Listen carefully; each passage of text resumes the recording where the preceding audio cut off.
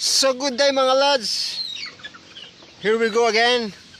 I come back for this kind of fruit. Guava. Native guava.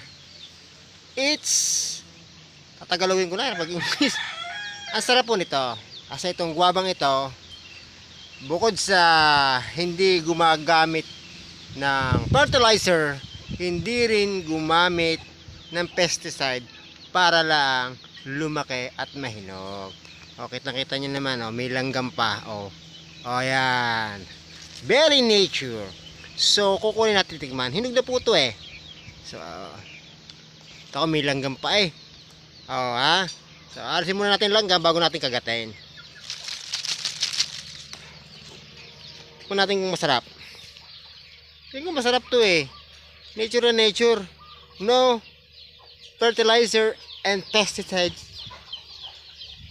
na ginamit para dito. Ano ko nga. So, masarap to. Nature na nature ang dating. Walang pesticide, walang fertilizer, kaya safe na safe kainin. May dapulak pa eh.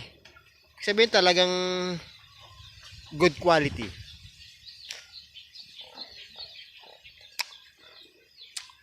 The taste sweet and juicy. Very nice, very nature. Sarap ah.